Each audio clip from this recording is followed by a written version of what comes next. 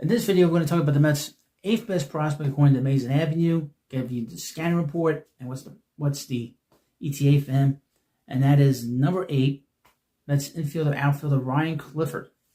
Top 25 Mets prospects for 2026. Ryan Clifford, number 8. Now, we have 8 players left in this list, but 2 are probably going to be omitted from this channel because they're no longer there. That's Jet Williams and Brandon Sproat. So I don't know if they made an adjustment to this or what, but I'm going to find out. Next on our list is an outfielder, infielder. Ryan Clifford, a North Carolina native, attended high school at Leesville Road High School, a public school in Raleigh for his freshman and sophomore seasons.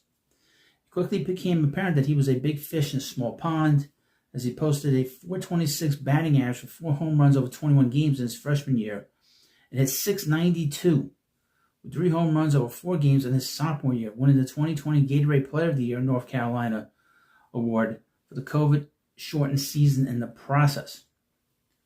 With his talent undeniable, Clifford and his family made the decision to have him leave Leesville Road High School and enroll him at the Pro 5 Baseball Academy, a nearby baseball development program working in conjunction with Crossroads Flex High School to give students an elite, all-inclusive, year-round baseball development program while beating state academic benchmarks. There, Clifford would be able to get year-round training and exposure in preparation for a professional baseball career. Over the next 2 years, his profile would rise and his name would commonly be bandied about by scouts and evaluators for his performance at workouts and in exhibition games across the showcase circuit. Clifford was considered one of the better high school bats in the 22 draft class, but due to a handful of circumstances, his name fell down most draft boards. A strong commitment to Vanderbilt University scared off most teams, but beyond that, Clifford's less impressive than expected numbers during his junior and senior seasons prompted many teams to pass on him. The Mets were one such team, high on Clifford and considering drafting him thanks to possessing the 11th and 14th overall selection in the 22 draft, but ultimately passing after not being able to make the financials work with the rest of the players Tommy Tenos and Mark Tramuto intended on selecting. After not hearing his name called over the first 10 rounds of the draft, Clifford was finally selected in the 11th round by the Houston Astros, the 343rd overall selection made. Astros scouting director Chris Gross was initially unsure if the team would be able to find the financial flexibility to sign him, but ultimately was able to make it work. Clifford made his professional debut later that summer with the FCL Astros Orange, the Astros Florida Complex League team. Appearing in 13 games, he went 8 for 36 with 3 doubles, 1 home run, and 2 stolen bases. He was promoted to the Single-A Fayette Woodpeckers and finished out the season going 11 for 41 with them with 2 doubles and 1 home run. All in all, his professional debut went well as he hit .247 with 5 doubles, 2 home runs. He began the 2023 season with the Woodpeckers and got off to a hot start, hitting .357 with a .488 on base, .457 slugging percentage in 25 games with 5 doubles, 2 home runs. He was promoted to the High A Asheville Taurus in mid-May. Was even more impressive there, hitting .271 with 11 doubles, 16 home runs. On August 1st, the Mets trade Justin Verlander to Houston and received Clifford and Drew Gilbert in return. Clifford was assigned to the Brooklyn Cyclones and finished out the rest of the season there, hitting .188 in 32 games with 4 doubles and 6 home runs.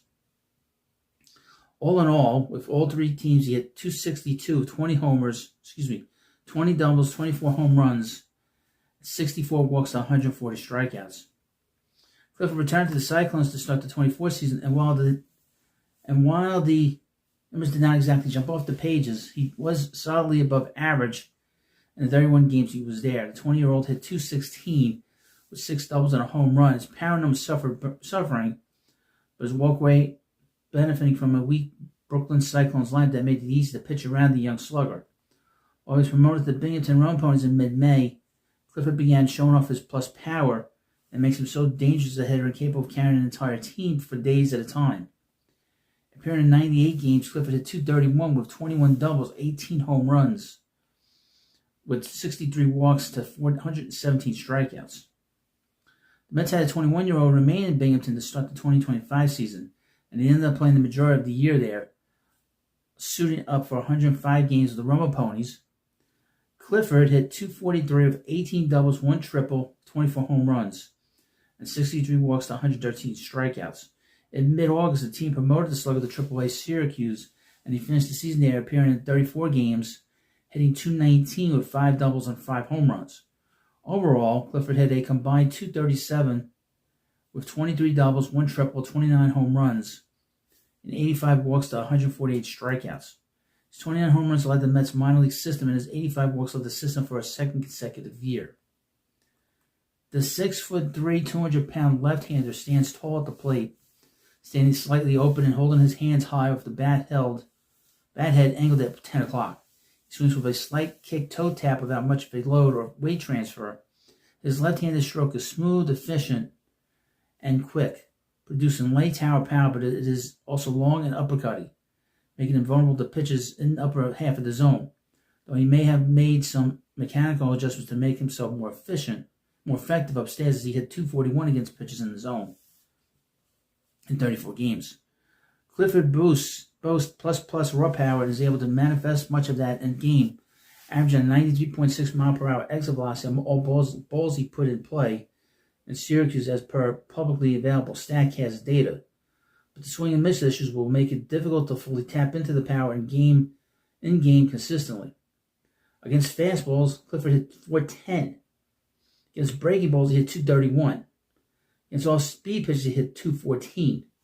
Clifford has an advanced approach to the plate and makes smart swing decisions, but he sometimes plays himself into poor counts by being too passive to plate, waiting for pitchers to make mistakes instead of making contact with anything he thinks he can and letting his strength and power take over. Finding himself behind in the count, Clifford's chase rate is virtually double in such two-strike situations, as opposed to where he is a more favorable counts. After showing reverse platoon, I don't have to read that. Defensively, Clifford provides little value at any of the positions that he plays. He played first, left, and right field in 2025 as well as DH, with the majority of his playing time coming at first base.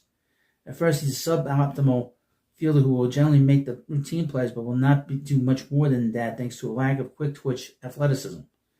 In the outfield, he's also a net neutral outfielder at best, with his above-average arm an asset, but his lack of athleticism and range a disadvantage. More time in the outfield, his defense may improve in terms of his read off the ball off the bat, or the routes he takes may become more efficient. But with fringy speed to begin with, losing speed as he ages and matures may counter any experience-based improvements. Now, after reading some of these kinds of reports over the last 2 years, I don't think he's going to be much of a defensive player. I don't think that he'll be nearly as good at first as Lucas Duda was. That's the comp that we've heard over the last 3 years since he's been in the Mets organization, is that he's a Lucas Duda type clone. He'll take his walks. He's passive, which what Lucas was for a long time at the major league level, and what he was in the minor leagues. So he's going to start the year in Syracuse. We're going to get a lot of opportunities to watch him play in the springtime because we get the World Baseball Classic. He's going to get a lot of reps. He's going to get a lot of at-bats. We're going to get a long look at him. He has the most power in the Mets, in the entire Mets system right now. Okay? And he's got a chance to be a big power hitter, but he has to make contact. He has to be more aggressive at the plate, but he might be just a DH, from everything I've read. And obviously, this is not a glowing defensive scanner report on the mark of amazing ability, but he's a very strong prospect because of that power and the ability to get on base. So those are two big qualities that Major League Baseball looks at. Well, you let me know what you think about this video. And of course, this is the scanner report for the Mets' 8th best prospect, according to Amazing Avenue, and that's infielder, outfielder, Ryan Clifford. Now, welcome back to the Prospect Hub. We're talking about Mets prospects, but before we get into this video, I need you to watch the entirety of this video and leave comments in the comment section. So, they put out all these lists, MLB.com put out this big list of all the prospects in baseball, but we had a surprise prospect that was very highly ranked as one of the Mets prospects. Ergo, one of the Mets prospects here. Based from Rising Apple. MLB Pipeline ranks underrated New York Mets prospect is the second best at his position. Now, who was that? Mets fans wanted a farm system riser to matter. MLB Pipeline may have just handed them one, okay? I've talked about him off and on the last few years, but he's starting to get some traction. Every farm system has the guy New York Mets fans swear is better than the public rankings say. This year, MLB Pipeline basically confirmed that Jacob Reimer is no longer a deep-cut name. And John DeMayo's new top 10 third base prospects in 2026, Reimer checks in at number 2 at the hot corner. Here's why it matters beyond the ranking. Mayo notes that third base is so thin right now that it doesn't have a single representative on MLB Pipeline's 2026 top 100 prospects list. An alarm bell that the position is in a down cycle. That happens in baseball, up and down.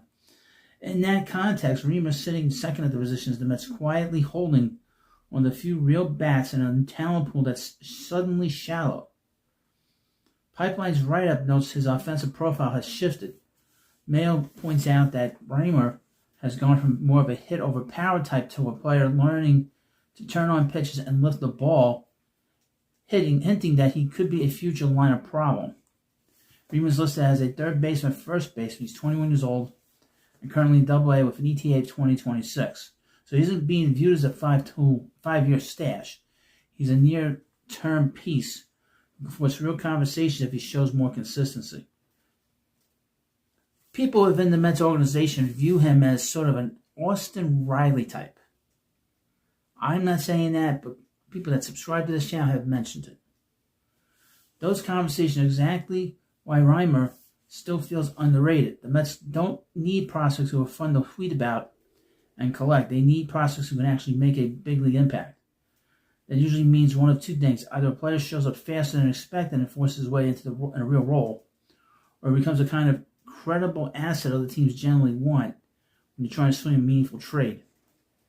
Reimer's ranking screams that he's drifted into that second category minimal, especially with the Mets adding Bo Bichette and Jorge Polanco in the infield mix, in a league where teams are constantly hunting for a controllable offense. A right-handed hitter with growing thump and upper-minus proximity becomes valuable in a hurry. Number 2 on the positional list doesn't guarantee superstardom, but it does signal something the Mets haven't always had enough of, a legitimate, closer-to-show bat that this league is starting to treat like a real chip. Now, a thing about his season in 2025, he hit 3 home runs in a game for Brooklyn. So he was on the MLB network. He made a real name for himself this year. And he hit really well in Brooklyn, which is not a very... New Penn League is not an easy place to hit. And neither is where they play in Coney Island. So he made a real name for himself, but he hit those home runs that we mentioned on the road. But went to Binghamton. He played pretty well there. He's hit pretty well. He is a very good prospect. How good he could be, that's to be determined. 2 years ago, he was injured most of the season. So his development's a little behind in terms of experience, but he is an exciting player. He could be a third baseman. He could be a first baseman. That's how it goes. But you let me know what you think about this video, and I'll see you later. Hi, everybody. This is the Baseball Head, the amazing, spectacular, terrific, the great one, the People's Champion. Your host, and welcome back to the Baseball Head 3. And hopefully you like this video. And hit that subscribe button. So we talk a lot about WFAN and all the people that have been there over the years. One guy I've not mentioned, someone asked me a couple of weeks, last week, and this is a guy named Sid Rosenberg. Not a fan. Not a fan. I don't hate him, but I'm not a fan. Okay? Like I said, I have no animus towards him. I have no animus towards anyone other than Joe Benigna. Let's keep that in mind. I didn't even use the music to WFN and the Funny Farm music, but Sid Rosenberg, he was at the Fan for many years, kept getting fired, rehired, had major addiction problems. He was always getting on Imus's show. I think Imus took a shine to him. I don't know where the talent is, but everybody falls over this guy. Even the president loves this guy. I don't get it. Whenever they had him on Imus's show, I never got him, ever. But while he's been at WABC for the last 10 years, hasn't gotten fired, hasn't disappeared. Because he years ago, he had done a pregame, used to do the pregame for the Giants. And he disappeared one day. Nobody knows what happened to him. He went on a bender. Started doing all kinds of drugs and drinking and everything, and nobody knew where he was. And he basically got himself fired. But he's been at WABC 770 for, I guess, for 10 years. I guess primarily doing this mid-morning show and the morning show. I'll tell you a funny story. When I had my first Twitter account, X account, it was right around the time Mike Francesa retired. It was also around the same time that Imus retired. So he was like making fun of Francesa, and then when Francesa came back, he was making fun of him like crazy. So I basically tweeted to him that maybe he should be worried about Mr. Imus coming back and taking over for him. Basically kicking him off the air. He didn't go for it. He blocked your host. That's mild compared to some of the things I have said about different individuals. Mild. And he blocked your host. So if a guy that's so whatever, didn't like being told that Mr. Imus was going to come back to take over his program, let me read from Bear Media. Sid Rosenberg celebrates 10th anniversary at 77 WABC. I'm incredibly grateful to John and Margot Katsamidis, Chad Lopez, and the entire WABC team for believing in me, and to the listeners who've been with me through every high and low. He is a survivor. Tuesday marked a milestone at 77 WABC for morning host Sid Rosenberg. He's now been at the New York News talk station for a decade. Rosenberg celebrated the event with a special 7-hour broadcast. Holy shit. Leading the discussion of the station from 6 to 1, 6 a.m. to 1 p.m. Throughout the day, he was joined by several hitters, including Sean Hannity, John and Margot Katsamidis, and then, of course, President Donald Trump called into the program. I don't get that. I don't get it. I really don't. 10 years at WABC has been the honor of my career, said Sid Rosenberg. This station gave me a microphone, a family, and the freedom to be unapologetically myself every morning. I'm incredibly grateful to John and Margot Katsamidis, Chad Lopez, and the entire WABC team for believing in me, and to the listeners who've been with me through every high and low. This anniversary isn't about looking back. It's about how much more we're going to do together. Now, I know that I don't listen to his show. I mean, maybe I'll listen to him once in a while. It's terrible. It's terrible. To be honest with you. But can anybody who's watching this video, did he mention a couple of very important people? Did he mention Mr. Imus, who basically ignored all his little disappearances and constantly was bringing him back, that went back to WFAN? And did he thank his his late partner, Bernard McGurk, who really was actually much more talented than Rosenberg can ever possibly be? Sid Rosenberg is not even in the same class as Bernard McGurk, who was his partner on that show in the morning, or the mid-morning, and then they went into the morning after Imus retired. And as you know, Bernard was the producer of the Imus in the Morning program for 30 years. Did he ever mention him? I don't know. If anyone's watching this video, let me know if he did. Quotes, additionally, the president of the New York State Broadcasters Association, Dave Donovan, called in to congratulate Rosenberg on the milestone. Said Rosenberg is one of the most authentic voices in radio today. Said Red Apple Media owner John Cassianomus. I've said his name 4 different times. For the past 10 years, he's connected with listeners in a way that's real, passionate, and fearless. WABC is growing. We're investing in the future, and Sid is a huge part of why this station's best days are still ahead, not just in New York, but around the world. For 10 years, Sid Rosenberg has delivered compelling, fearless, and impactful radio every morning on WABC Radio. He's the defining voice of WABC and a major reason the station continues to grow, influence, and lead. I'll tell you, I used to listen to this radio station for a long time because from 12 to 6 o'clock, they used to have Rush Limbaugh, and of course, Sean Hannity. Hannity's show is mid. It's still mid. Rush's show was great. And then they moved to another radio station, the two of them, that became the Mets station, and the Mets left.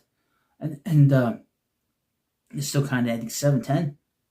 But anyway, that radio station's gone through a lot of changes. And of course, they had Imus there for a long time. About 8 years, 9 years, whatever it was.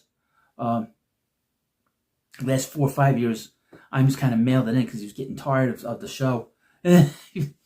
But, I guess, when Imus left, they had a big hole there in the morning because Imus wasn't there a lot of times, and they were just sort of filling in the gaps. And then when they basically told Imus, we can have you still be on this, still have your time slot, but we're not going to pay you. And then Imus like, it's time to hit the old dusty trail. It's time to retire. You ain't getting paid, you're retiring.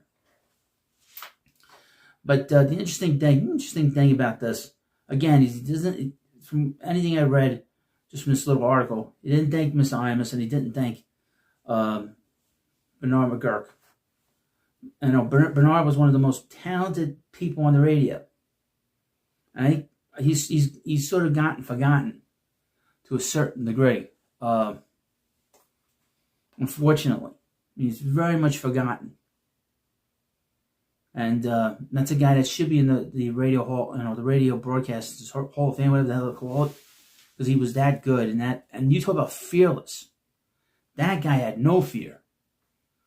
Imus would send him on the street, and he would just talk to random people, just saying whatever he thought was funny, and didn't care. It was really, that's the fearless one, not Sid Rosenberg. Fearless. Sid Rosenberg will block you and make fun of him online, and a mild making fun of. That's mild on my part. I don't know. Well, you let me know what you think about this video. I don't dislike him. I just don't really. I don't get it. I never got him, to be honest with you. He's sort of been placed here. Like someone said, all right, we're gonna put this guy here. And this guy's going to be the guy, and he has all these problems, but he's going to work out. I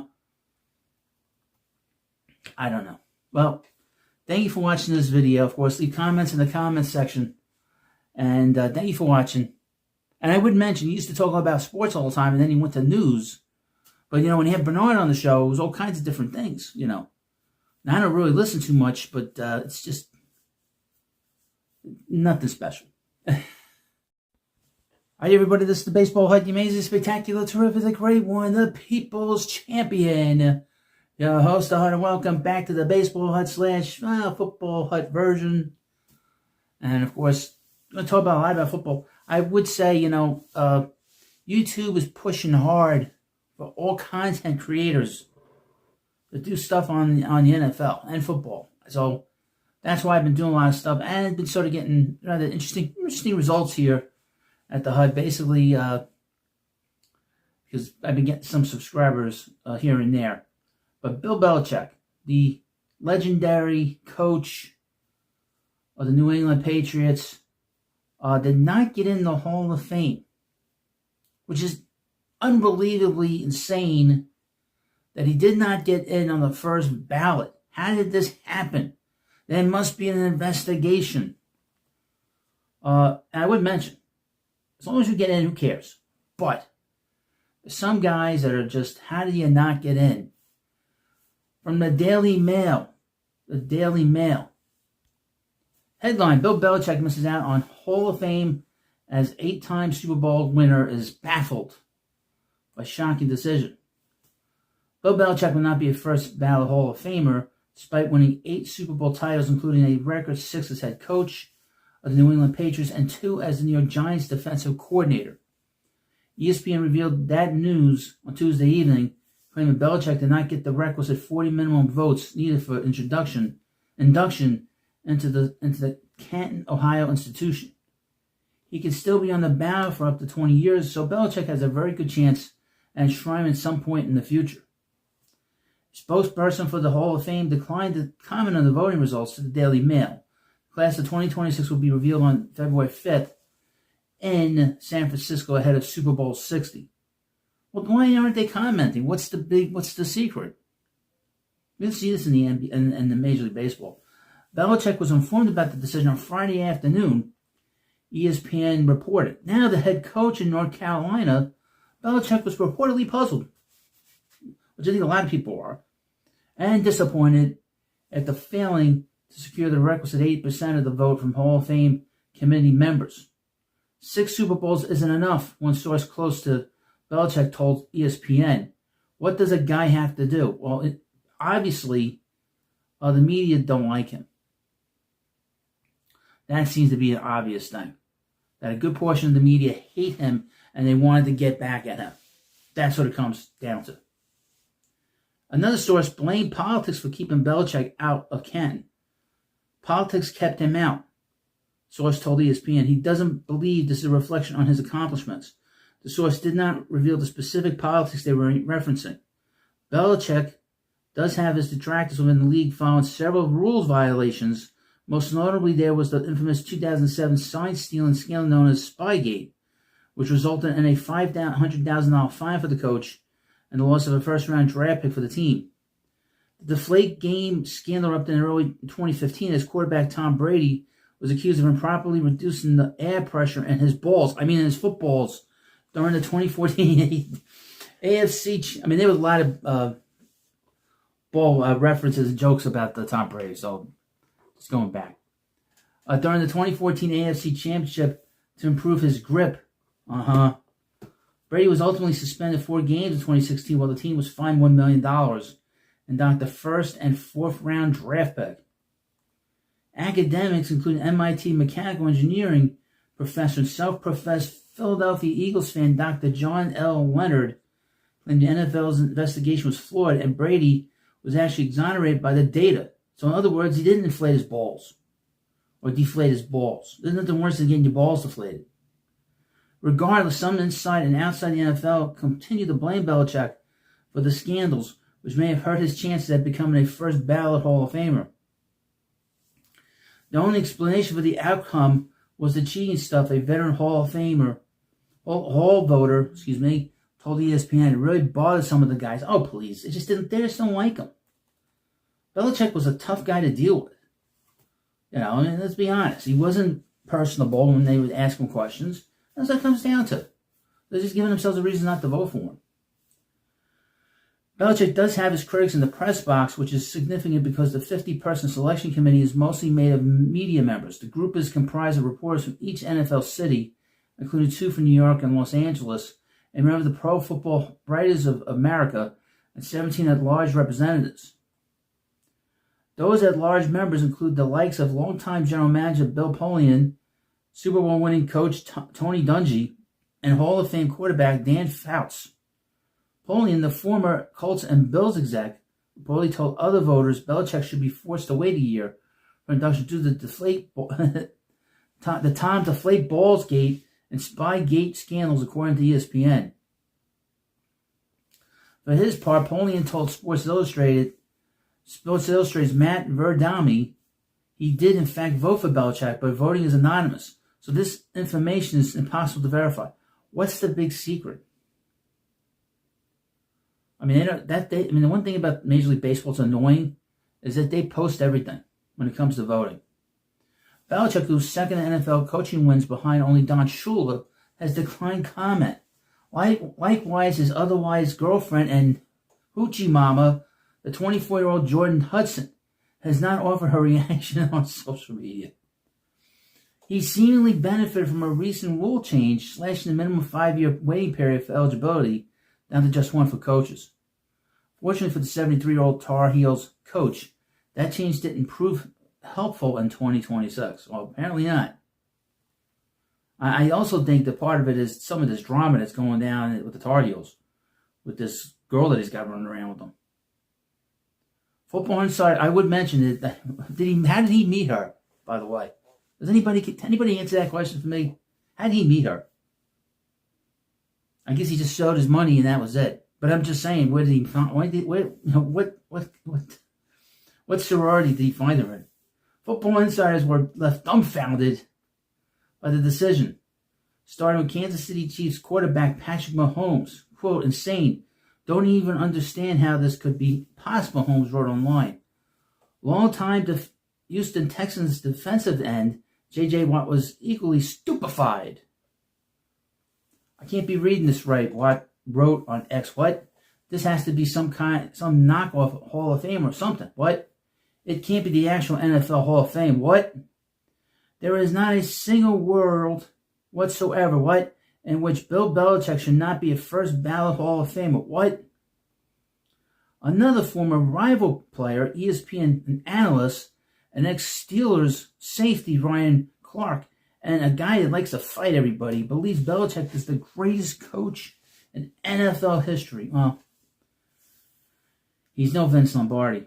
Bill Belichick not being on the first ballot Hall of Famer means that no coach should ever be. Clark wrote on X. It means that the voters have decided there isn't coaching resume that warrants first ballot consideration. Want to make something of it? He is the greatest, most accomplished coach of all time. This is egregious. It's not the end of the world.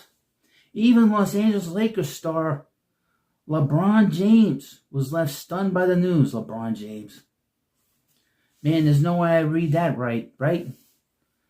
James asked on X, ain't no way Bill Belichick ate first ballot HOF. That's impossible. Egregious.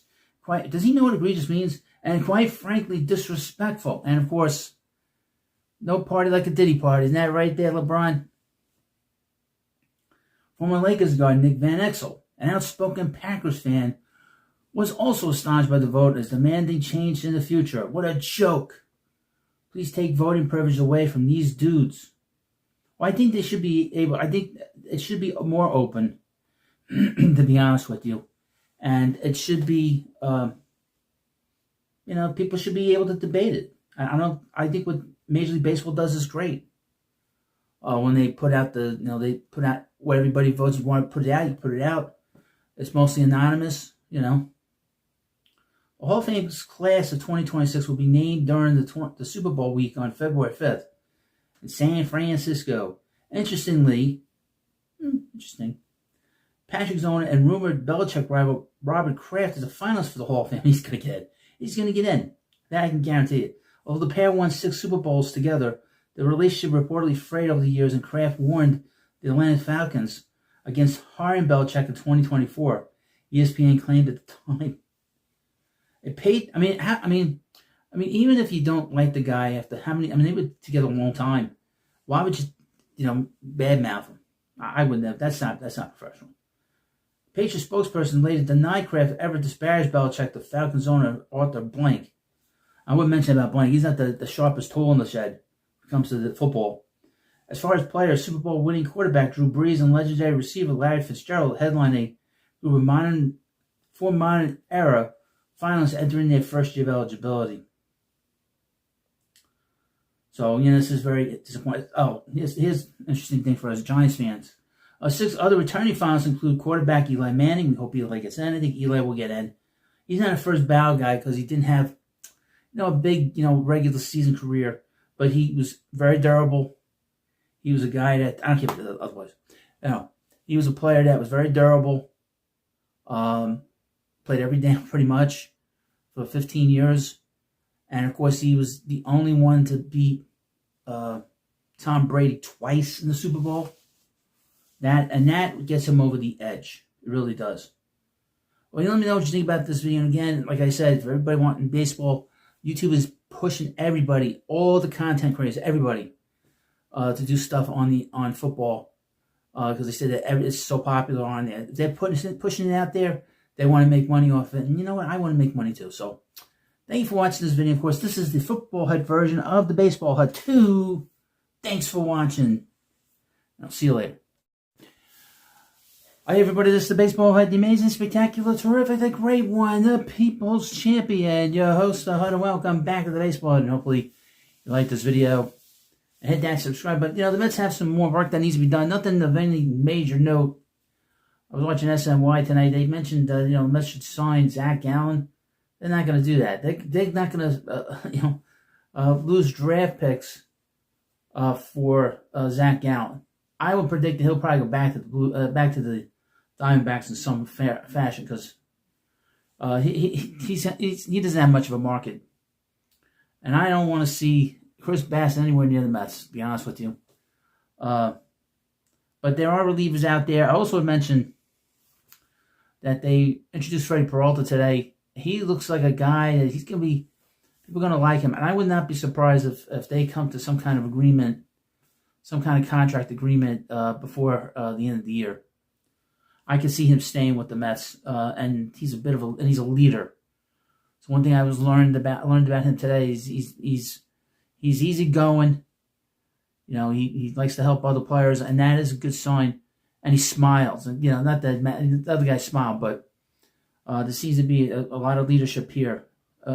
They did a good job this offseason bringing in guys that are leaders, because this team is rudderless. It was rudderless for a very long time. I'm so glad that they recognized that, and now hopefully we'll have a team that, if they are injured, they get injuries because they're not going to post like Pete and Nimmo and to a certain degree McNeil. But these guys aren't going to make excuses. Everybody's going to get along. If they don't get along, they're going to be out of here if they're on the outside. But we got 5 relievers the Mets could sign this offseason. And as you know, the Mets have a very, very odd kind of looking bullpen because they wanted to sign Edwin Diaz, but he went to the Dodgers because he got more money. Which I don't have a problem with him going. If you want to go play for another team, bye-bye. But the Mets enter spring training with 5 relievers locked in for opening day. Devin Williams, Luke Weaver, Brooks Raley, Tobias Myers, and Luis Garcia. And, of course, A.J. Minter will be coming back in at some point. I would wonder if Tobias Myers might be in the Mets rotation. He pitched pretty good 2 years ago. We'll see. I compete for spots from the 40-man roster. Waxar Brazelbon. I hate that guy. Get him out of here. I said it. He sucks. One of the guys that killed this season in 2025. Dylan Ross does 100, walks 40 men per 9 innings. Austin Warren, Justin Hageman, who I thought was pretty good when we saw him. Jonathan Pintaro, Joey Gerber, and Alex Carrillo. They also got 9 roster invitees like Craig Kimbrell, future Hall of Famer. We'll see. Adbert Azalea, Ryan Lambert, the Mets minor leaguer and prospect. Robert Stock, the return of Robert Stock. Minor league / prospect Joanda Suarez, and Felipe de la Cruz. Believe it or not, Drew Smith's still around. And Max Kranick is still around. He started the season on the 60-day DL, 60-day IL, depending on their recovery timeless. I thought they non-tendered Max Kranick. Thought they did that. Interesting. Let's go through some of the players here. Michael Kopech is arguably the best reliever left. If it weren't for injuries, he would likely receive a contract similar to the 2-year, $20 million contract. Sir Anthony Dominguez. He stinks. Why would you give him $20 million for 2 years?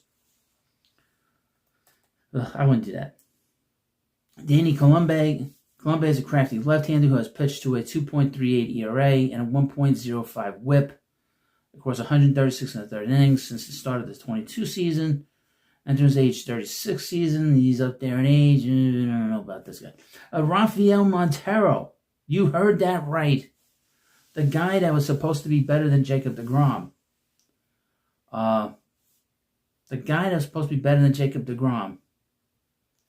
Is out there. And he's been a pretty good reliever in his career. Jalen Beeks He's had a mixed career, but has pitched 2 or 3 out of, I don't want to be part of him. Pitched a lot of time in Colorado. Tommy Kahnle, that guy I would pitch because he's pitched it again. Everybody flip out. All the Yankee fans and the anti-Met fans will flip out about him because he's been with the Yankees. He's been a pretty good reliever. I would think about him. That's the only guy that would interest me from this list. And Kopech, I guess. But the biggest thing is Devin Williams. If Devin Williams can get back what he had with the Brewers and stay healthy because he has had injuries in his career. If they can get him to throw that helicopter pitch that he throws, or whatever the hell you call it, they can have a pretty good bullpen because Rayleigh has pitched really well. Weaver's been a pretty good reliever, especially when he's with the Yankees.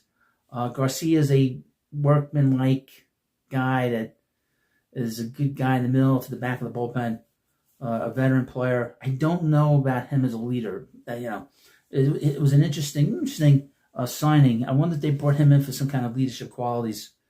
And of course, AJ Minter will be coming back. We got a whole slew of guys here that are going to compete in spring training. They're all going to get a lot of chances. I don't like Brazelban. I think I said that earlier in the video. I hate him. Get him out of here. Okay, he ruined a lot of games for the Mets. He was one of many relievers that ruined the Mets season, along with that slimy-looking Ryan Stanek, Ryan Helsley, and all the rest. Brazelban should not be here at all. I don't know what they're trying to get out of him. He's 35 years old. I know what I have in him. He stinks. I'd rather give it to Craig Kimbrell because Kimbrell's upside is so high that I'd rather give it to him, to be honest with you. I'd rather give him a roster spot than Brazelban. And then with the same age? Just being honest with you. It'd be interesting to see, what happens, how things settle with the Mets rotation. Because they have Freddie Peralta, they have McLean, Manaea, Holmes, David Peterson, and Senga. I don't know if they're going to go to 6-man rotation. And I don't know how this is all going to shake out. But I know one thing, having Peralta at the top of the rotation is huge. Because he is a solid guy and solid pitcher too. So we'll see how all this works out. Now, of course, please subscribe to the Baseball Hut. Thanks for watching, and I'll see you later. Hi, everybody. This is the Baseball Hut, the amazing, spectacular, terrific, the great one, the People's Champion, your host, the Hut, and welcome back to another visit to the insane asylum known as WFAN. They're coming to take me away, ha-ha. They're coming to take me away, ho-ho, hee-hee, ha-ha, to the funny part. And welcome back to the Baseball Hut 3, and hopefully you like this video and hit that subscribe button. So as we get further along away from the nervous hospital known as WFAN, some of the former residents, some of the former patients there are starting to do good. They're not doing so badly, and obviously Brandon Tierney has been doing pretty good. There's some sort of news out there about him. Again, he's using all his contacts within the media to grow his influence. I don't understand why they couldn't do this before this. And I will mention this again. I know people watch the hosts. Give you some advice to some of the hosts on the weekend. Start building your influence outside of the WFAN. Why be a backup to and wait forever, wait 20 years to get a job like Salicata and then get it? You don't want to do that, okay? You want to be able to do your own thing. You don't want to be trapped in some, overnight on the weekends and have nothing going on the side for yourself, because they pull the rug from underneath you, or they put you in a prime spot and remove the rug underneath you, they did to Salicata and Brandon Tierney. You don't want to be, having to scramble. I don't know why they weren't doing stuff before that. And they knew they were done. But anyway, Brandon Tierney's built himself a channel. He's got close to 15,000 subscribers. Not bad, but as I said, he has a big influence because he was on the radio. People know him. And this thing about him getting let go from WFAN was a big drama. It was a big drama. But now he's starting to ask around and ask for help. His last show at WFAN, he had Alex Rodriguez on, so it tells you he's got a lot of connections. There's no reason for any of these guys to be, hanging around WFAN, hoping to get the best spots. Enough of that. But here's from Bad Media. Brandon Tierney to be featured on Fox News, One Nation with Brian Kilmeade. Ugh, Brian Kilmeade, anti-Trumper. Brian Kilmeade. Can it be any more annoying little munchkin than that guy? The perilous cost, misinformation, and pressures facing young athletes and the impact on families and society is, in general, going to be great. Former WFAN patient Brandon Tierney is set to, a.k.a. the Coconut Head, is set to return to national television next weekend.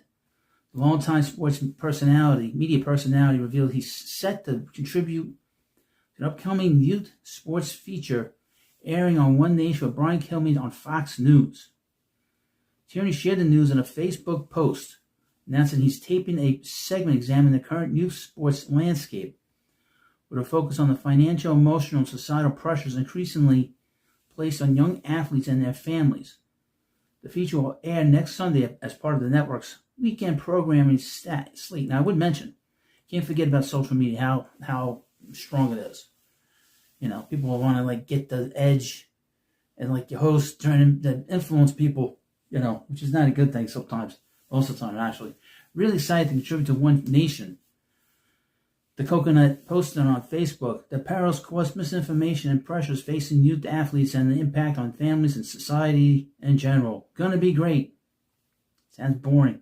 Best known to New York audiences for his years as a host at WFN, Tierney has remained active in media and public discourse since getting let go, told to hit the pound sand, hit the bricks junior, departing the station in December.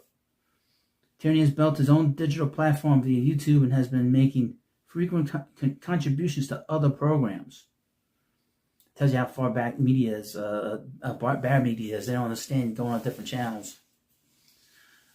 And it's funny when I hear people say, they got podcasts. I don't consider doing stuff on YouTube a podcast. It's not how I look at it. According to Tierney's post, the segment will address several issues shaping youth athletics today. These include rising participation costs, misinformation around player development, and pressure to specialize early. The topics have drawn increasing attention from parents, educators, and media outlets. Youth sports continue to evolve into a high-stakes environment for many families. Tierney's perspective is shaped by decades in sports media and first-hand observations of how youth athletics have changed. While sports radio traditionally focuses on professional leagues, youth sports discussions have moved into mainstream news coverage. The shift reflects their broader societal impact. Doesn't WFAN have that really boring show on Sundays, where the guy comes on for an hour and talks about youth sports and says the same thing every week? What the hell is the name of that show? I'm sure if you're a viewer of the channel, can you remind me of Bob Wolf? Was it Bob Wolf? Yeah, Bob Wolf. Boring show. Same topic every week. Same shit, different day. Same shit every Sunday. It's basically what it was. Basically what it is. Is it still on? I don't even know. But this is what the Coconut Head is doing. This is, like I said, this is just a way to sort of, again, keep you updated on these clowns. On these hosts that are no longer at WFAN. And like I said, they're better off just being on their own. This guy's doing great. The same thing with Spaz. Spaz is doing great too. If you don't know who Spaz is, that's Sal Licata. Everybody has a nickname here at the hut. Everybody has a nickname here at the hut. I'll say it right. From Uneven Evan, from the Icon, emphasis on the con, Craig Carton, the Psycho Killer, Chris McMonagle, the Coconut Head, and Brandon Tierney, Spaz Licata, and I'm sure there's some other names I can think of. So I'll keep you up to date, especially if you're a Brandon Tierney fan. All kidding aside, I have no personal animus towards anyone at the radio station known as WFAN except for Joe Benigno. Joe Benigno I do not like. I never liked him. He's a carnival act. Very much in similar mode as Frank Fleming. And if you notice, he has said nothing, folks, about the moves the New York Mets have made since he basically said he was traumatized about a month ago, talking about Pete Alonso not being here and bringing up Tom Seaver. Like, it was 50 years ago, dude. You're so traumatized about Tom Seaver getting traded because he wasn't getting more money from the Mets. Get a life.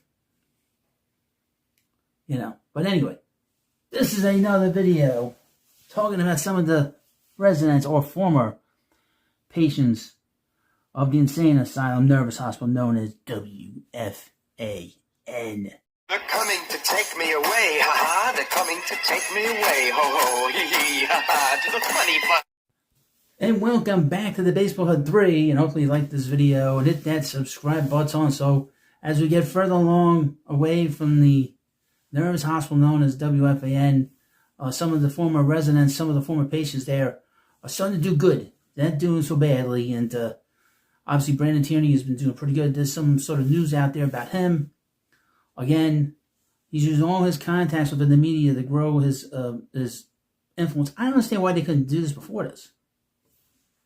And I will mention this again. I know people watch the hosts. Give you some advice to some of the hosts on the weekend. Start building your influence outside of the WFAN. Why be a backup to and wait forever and wait 20 years to get a job like Salicata that didn't get it? You don't want to do that, okay? You want to be able to do your own thing. You don't want to be trapped in some, overnight on the weekends and have nothing going on the side for yourself, because they pull the rug from underneath you, or they put you in a prime spot and remove the rug underneath you, they did to Salicata and Brandon Tierney. You don't want to be, having to scramble. I don't know why they weren't doing stuff before that. And they knew they were done, but anyway. Brandon Tierney's built himself a channel. He's got close to 15,000 subscribers. Not bad, but as I said, he has a big influence because he was on the radio. People know him. And this thing about him getting let go from WFAN was a big drama. It was a big drama. But now he's starting to ask around and ask for help. His last show at WFAN, he had Alex Rodriguez on. So it tells you he's got a lot of connections. There's no reason for any of these guys to be hanging around WFAN hoping that they get the best spots. Enough of that. But here's from Bad Media. Brandon Tierney to be featured on Fox News, One Nation with Brian Kilmeade. Ugh, Brian Kilmeade. Anti-Trumper. Brian Kilmeade. Can it be any more annoying little munchkin than that guy? The perilous cost, misinformation, and pressures facing young athletes and the impact on families and society is, in general, going to be great. Former WFAN patient Brandon Tierney is set to, a.k.a. the Coconut Head, is set to return to national television next weekend. The longtime sports media personality, revealed he's set to contribute to an upcoming youth sports feature airing on One Nation with Brian Kilmeade on Fox News. Tierney shared the news in a Facebook post, announcing he's taping a segment examining the current youth sports landscape, with a focus on the financial, emotional, and societal pressures increasingly placed on young athletes and their families. The feature will air next Sunday as part of the network's weekend programming slate. Now, I would mention, can't forget about social media, how strong it is. People will want to get the edge, and your host trying to influence people, which is not a good thing sometimes. Most of the time, actually. Really excited to contribute to One Nation. The Coconut posted on Facebook, the perils, cost, misinformation, and pressures facing youth athletes and the impact on families and society in general. Gonna be great. Sounds boring.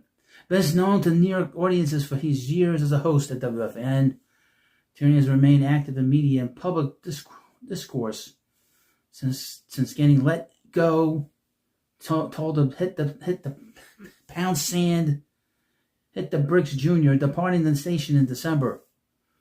Tierney has built his own digital platform via YouTube and has been making frequent contributions to other programs. Tells you how far back media is, bad media is. They don't understand going on different channels. And it's funny when I hear people say, they got podcasts. I don't consider doing stuff on YouTube a podcast. It's not how I look at it.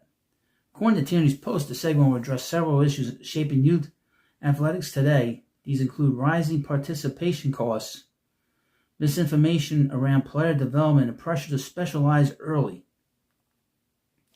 The topics have drawn increasing attention from parents, educators, and media outlets.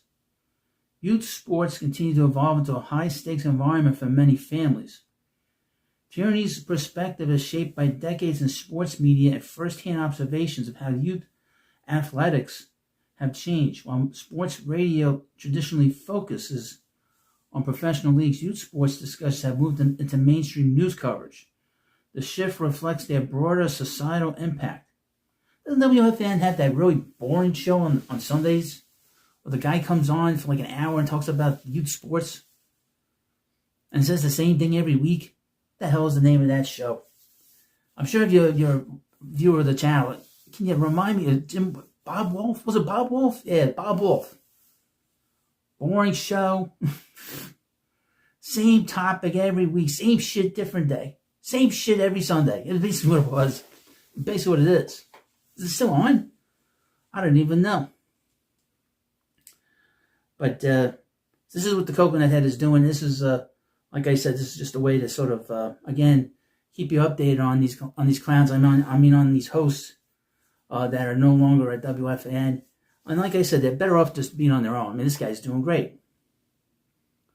You know, same thing with Spaz. Spaz is doing great too. You know, if you don't know who Spaz is, that's Salicata. Everybody has a nickname here at the hut. Everybody has a nickname here at the hut. I'll say it right. From Uneven Evan, from the Icon, emphasis on the con, Craig Carton, the Psycho Killer, Chris McMonagle, the Coconut Head and Brandon Tierney, Spaz Licata, and I'm sure there's some other names I can think of. So I'll keep you up to date, especially if you're a Brandon Tierney fan. All kidding aside, you know, I have no personal animus towards anyone at the radio station known as WFAN except for Joe Benigno. Joe Benigno I do not like. I never liked him. He's a carnival act. Very much in similar mode as Frank Fleming. And if you notice, he has said nothing, folks, about the moves the New York Mets have made since he basically said he was traumatized about a month ago, talking about Pete Alonso not being here and bringing up Tom Seaver. Like, it was 50 years ago, dude. You're so traumatized about Tom Seaver getting traded because he wasn't getting more money from the Mets. Get a life. You know. But anyway, this is another video talking about some of the residents or former patients of the insane asylum nervous hospital known as WFAN. Hi everybody, this is the Baseball Head, the amazing, spectacular, terrific, the great one, the people's champion, your host, the Hut, and welcome back to the Baseball Head 3. Hopefully you like this video and hit that subscribe button. So there are other things that happen other than WFAN and what's going on in New York.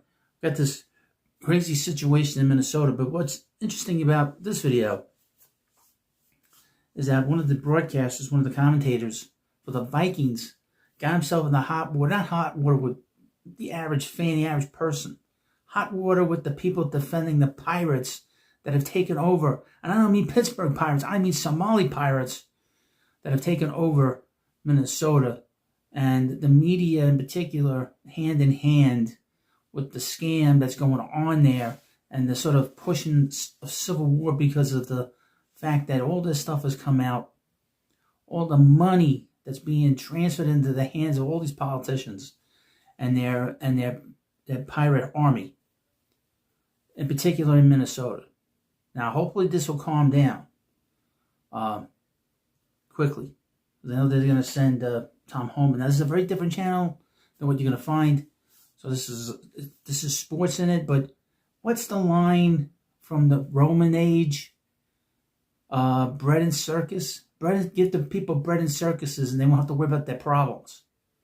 This is kind of an example of you better shut up. Nobody wants to talk about this. And I get a lot of complaints A lot of complaints about a month ago when I talked about Francisco Lindor and his beautiful wife,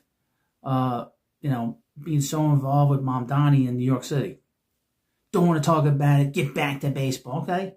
Let's not talk about the problems that are going on. If you don't solve those problems, the games ain't going to mean shit. But anyway, this is from Barrett Media. This commentator has said some interesting things, and I'll read you them. But I thought it was interesting. They don't play the whole thing. They don't. In all the comments, it's always one thing, and that's it. They don't move on. They move on to other stuff. But anyway, headline: Paul Allen apologizes for controversial paid protesters' comment on KFAN. Now, if you've been watching, the governor in Minnesota, the mayor in Minneapolis are basically directing what's going on there. They're telling people what to do. That's criminal.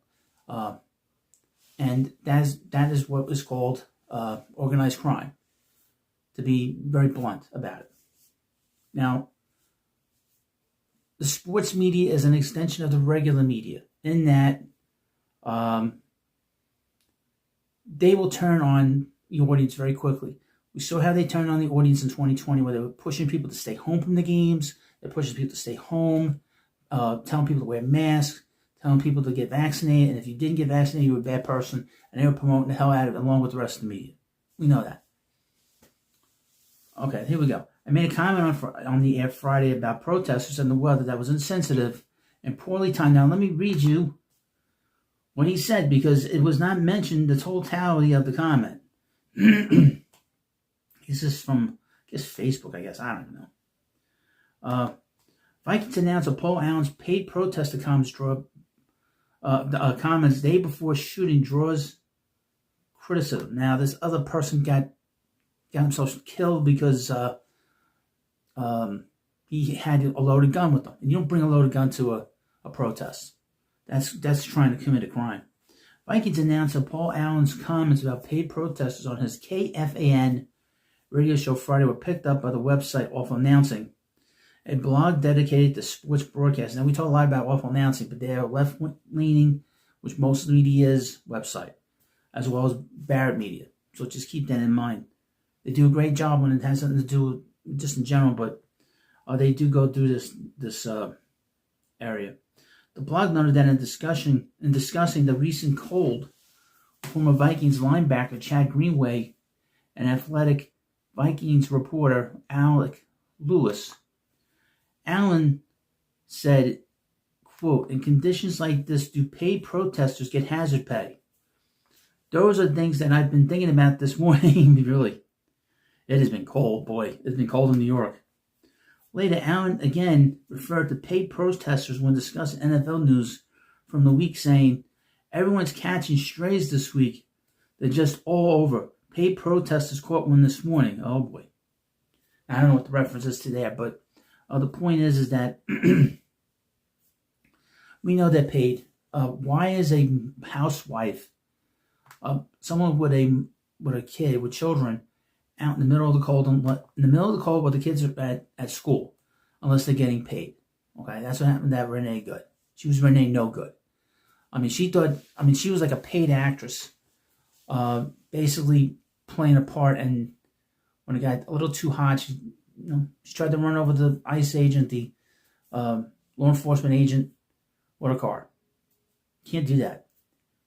Paul Allen opened his Monday morning broadcast on KFAN with a taped apology that directly addressing an off-the-cuff remark he made last week on KFAN, placing accountability and reflection at the center of a controversy that had grown beyond Minnesota and into the national sports media conversation. The statement aired ahead of Allen's regularly scheduled program and marked his first on-air response since backlash over paid protesters' comment. We have signs that are professionally made. We have them trained. We have them, they're sending signals to the police, sending signals, all kinds. They're trying to figure out who's who. Very organized. This is not just a protest that popped up. Rather than deflecting or contextualizing the moment, Allen acknowledged the impact of his words. He described the remark as both insensitive and poorly timed. It's not insensitive. Quote, I made a comment on the air Friday about protesters and the weather that was insensitive and poorly timed. What's the weather have to do with it? It's cold out there. You wonder if they get paid extra. And I'm sorry, Allen said in a taped message. He went on to call the remarks a misguided attempt at humor, emphasizing that it carried no political intent. I'll still recognize that intent did not lessen the harm felt by listeners. Nobody got hurt by that. Nobody. 92 Noon, quote, 92 Noon doesn't formulate political opinions. We don't oh, really? I wonder. I should dig into this. Guarantee they did something with the vaccine and with the and COVID. I would definitely, sure they pushed hard. Sure they did. Sure they forced, like everybody else, were forcing their workers, their on-air people to be at home. We don't bash or praise political discussion or even focus on political issues. Oh, you don't? I don't believe that for 1 second. They're like any other media outlet. This time slot always has been a sports-centered space built to entertain, a place where we chat about sports, offering an escape from the heavy stuff. Bread and circuses, my friend. Bread and circuses. And give listeners the distraction they need from everything else going on, explained Allen. If you don't fix that problem, folks, of these invaders coming in, you ain't going to have no games. You ain't going to have no distractions because they're going to destroy it. And when's the last Somali football team out there? There isn't any. And I would mention, from what I understand, this is one group from Somalia that's there. They're all part of the same quote-unquote tribe. Okay? They're all family there. And I'm not joking. And that nutjob, Ilhan Omar, she's part of that tribe. Allen's apology centered on responsibility, not explanation. He stated that he absolutely, and a lot of people are going to write to you, jerk, you know what you're talking about, you're racist, get out of here. It doesn't matter what they look like. They are pirates. It's a pirate's country. Their country's a disaster. They should worry about their country, try to fix that then. Anyway, he stated that he absolutely wholeheartedly wanted to apologize to anyone hurt or offended. Only ones that offended are the people running the scam. Reinforced that the comment did not align with the standards he expects of himself or the show he leads. Allen acknowledged his best was lacking on Friday. I mean, he could have said a little more funnier, but a lousy joke. But he made a good point. But circus and bread and circuses, and said it was important to address the issue before returning to regular programming. He also revealed he took several days away after the incident. Yeah, it's called the weekend. The time off allowed for reflection for delivering the apology. He had the whole weekend to think about it. They complained. The statement follows a turbulent stretch for Allen, whose initial remarks on KFAN drew national attention. Subsequent social media posts over the weekend further placed Allen under scrutiny, prompting additional apologies and expressions of regret as events unfolded in Minneapolis. He should tell them to pound sand and get the hell out of here. By Monday morning, the focus shifted away from reaction and toward accountability. Allen's taped apology did not minimize the moment, and he had a tape. You couldn't do it live. That means he must have did it on the weekend, and he probably sent it in. He probably never even went to the radio station. And then instead, he framed the episode as a reminder of the responsibility that comes with live microphones and trusted platforms. But meanwhile, he did it recorded. As Allen concluded his message, he thanked listeners for their continued support and trust. He said it is something he does not take lightly. He doesn't want to lose his job. KFAN has not commented on the comments made by Allen. Monday morning's 92 Noon show was hosted by fill-in host Paul Chagrin, with no official word on Allen's return to the air. Never should have apologized. He should have came out and said, look, we know that there's coordination. We know that these people were paid. We saw the disaster and the burning down in Minneapolis 6 years ago. This is all coordinated. They're all being paid. But again, like I said, all these different sports outlets is just a way of circus and bread. Bread and circuses. Just a distraction. We don't want the real world or real commentary getting involved. Because once that happens, folks, everything falls apart from their end. But like I said, if you don't get a handle on this stuff, there's not going to be any games. There's not going to be any fun. There's not going to be talking about trades. It's not going to be talking about, who's going to get drafted, all that shit's going to come to an end. You fix the problem, or it's going to get worse, and it's going to destroy everything we have in this world and everything we have in our country. And you're not going to find this anywhere else. This is why, see, again, I don't have a boss. I don't have a boss here other than myself. And this was interesting because this happened, this is a sports radio personality in Minnesota. God forbid he mentions the truth. God forbid.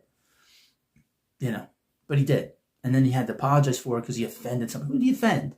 The people being paid to stand out in the snow? Stand out in the minus 20 below? No. I know I wouldn't have done that. I don't apologize for nothing. And even if I do apologize, I don't mean it. Once you start apologizing to the mob was going to get you anyway. So if they're going to get you, the hell with it. And that's what we're dealing with. This guy didn't want to lose his job. They probably would threatening to suspend him and everything else. And they might get rid of him anyway. So why even bother worrying about it? He would be a bigger deal if he didn't apologize. Go on Fox and then do his own podcast. He doesn't need these people. This is another example of not needing the media. You don't need the media. There's a guy that spent probably his whole life trying to be a broadcaster, and he actually voiced something that probably everybody in the audience agrees with. But they're too afraid to mention it and talk about it. And, it came up, and that was it. Well, let me know what you think about this video. And, of course, this is the Baseball Hut 3. Thanks for watching, and I'll see you later. League free agent news. Harrison Bader, center fielder for the Phillies last year and the Twins last year. He was with the Mets a couple of years ago. He signed a 2-year deal with the San Francisco Giants for $20.5 million. Now, he did a great job for the Phillies last year down the stretch. The Mets couldn't get him out. They couldn't get him out. I'm not joking. But he's going to be playing center field for the Giants, and they're going to put Lee kind of in the corners. So he's going to be sort of the everyday center fielder there, and that's what happened today. So there's some free agents still out there, some really big ones out there. Zach Gallen's still out there. Framber Valdez is still out there. So anytime I find out anything about any free agent, I'll post in a short, and of course, you hit the subscribe button, especially. Hi everybody, this is the Baseball Hut, the amazing, spectacular, terrific, the great one, the People's Champion, your host, the Hut. Welcome back to the Baseball Hut 3, and hopefully you like this video. And hit that subscribe button. Says, we're dealing with some really bad cold weather. And really throughout the whole United States, pretty much. 40 states have been affected. Snowed in here at the Hut. So Hut, it's insulated, we're warm, and we're doing all right. But one place that's always cold, is always getting snow, is Minnesota. And there's no Minnesota. There's some bad stuff going on there. Between all the fraud and the Somali pirates running around. Bad situation. And that's really the impetus behind all the rioting and the fighting going on with ICE. Is they're trying to cover up for the fact that there's all this crime going on with the politicians and everything there. But this has affected sports. And has affected the NBA unbelievably. But here's from Outkick. Charles Barkley says Minnesota needs adults after shooting. It's just sad. NBA Hall of Fame comments on law enforcement incidents that sparked protests led to Timberwolves Warriors game postponement. Now that's a joke. Because the NHL had a game there and they didn't postpone it. The NHL is very different. They're very conservative in comparison to the other sports. A lot of the players are from places that had communism, and they understand the problem very, very well. News broke on Saturday that there had been another law enforcement-involved shooting in Minneapolis. This shooting also resulted in the death of a man who'd been a part of the protest in Minnesota. Those protests started almost immediately after ICE officers and immigration authorities came to Minneapolis in the wake of the massive Somali fraud scandal in the area. It started with this guy named Nick Shirley uncovering all this fraud. And once that happened, the federal government went in there. And that's when it's just a distraction. Just a distraction from the fraud. Those protests then escalated after the shooting of Renee Good by an ICE officer earlier in January, egged on by ridiculously irresponsible comments from Governor Tim Walz. Oh boy, he's a strange guy. And Minnesota Mayor Jacob Fry. A network of people have attempted to track ICE agents and disrupt the enforcement of federal immigration laws in jurisdictions that have decided they are above such laws. Now, I would mention Renee Good and this other individual that were trained agitators, not just paid agitators, trained. And I don't know if Renee Good understood that this was a serious situation that she was in or not. It didn't seem like she took it seriously, like it was like an act. It was like she was acting or something.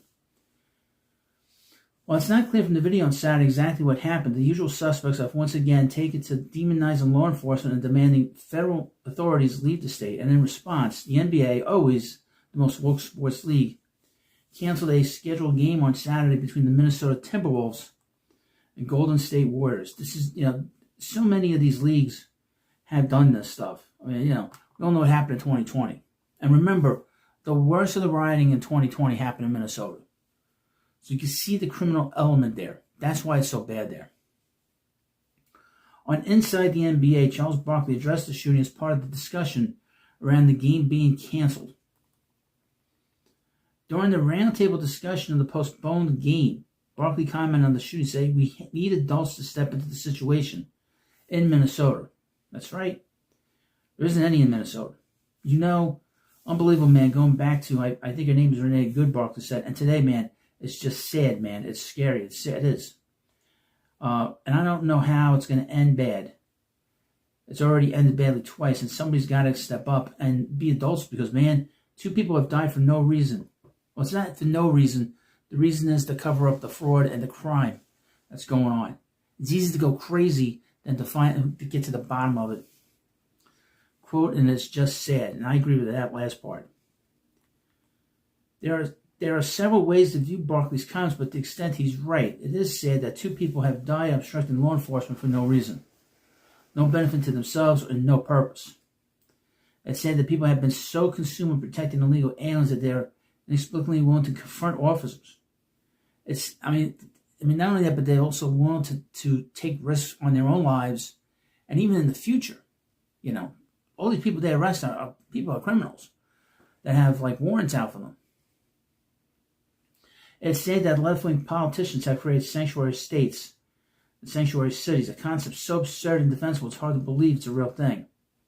And it's said that those jurisdictions have encouraged people to get in the face of ICE agents because their ideology is so fundamentally and comprehensively broken. Well, Obama did say in 2008 to get in people's faces. And these people are taking it as far as they could take it. We do need adults in Minnesota, and unfortunately, Walton and Frey are not adults. They could cooperate with federal law enforcement to ensure that street confrontations and arrests don't happen or are minimized. They won't. They brag about not cooperating. These incidents aren't happening in states where local authorities cooperate with federal agents and authorities. And they don't seem to care that their actions have directly led to such awful consequences. And whether that's what Barkley meant or not, that's the reality. And it doesn't show any signs of slowing down. No, because a couple of things. Not only is this a distraction from the criminal behavior of the people that are there and the politicians, but also their voters. They need their votes. They need the Somalis there. They need all these people there, all these other people there to vote. That's why they're so hell-bent, because those are their citizens. Those are the people they rely on. Those are the people that they need to make cities dangerous so they can control the population. That's what it's about. They need them. They need them desperately. That's why they defend them to the death. And that's what you're seeing right now. Now, I would hope that President Trump declares the Insurrection Act. It needs to be done because it is totally out of control. And you would think when they're going into churches that would stop it. It's not. Once you send the military in, that'll be the end of the problem. Okay? And what they want this to grow. Hopefully this doesn't get worse in the summertime. When everything's hot, everything's warm, and then things burn. The president has to get real control over this, or this is going to consume his presidency like it did the last time. That's kind of what happened the last time. He didn't do that last time for whatever reason, and he's trying to do his best to sort of, tamp it down, but he's not doing that now. The thing about the NBA and of course the WNBA, which some WNBA player had a little piece of paper said abolish ICE. The law enforcement. This is not some game. This is not slavery. Okay, abolish slavery. It's ridiculous. It's absolutely ridiculous. But you pray and hope that people come to their senses. But these people are paid agitators, paid and trained by the worst kind of people in the world. They really are. And but I know you probably think, oh, what's this have to do with the media? Well, the media does talk about this in the sports realm. And if they are saying crazy stuff, you got to call them out. Charles Barkley didn't say anything crazy here, but it is something interesting because it did affect the sports world. They should have played that game. They never should have bowed down to that nonsense. But thank you for watching this video. And, of course, please subscribe to Baseball Hut 3, and I'll see you later.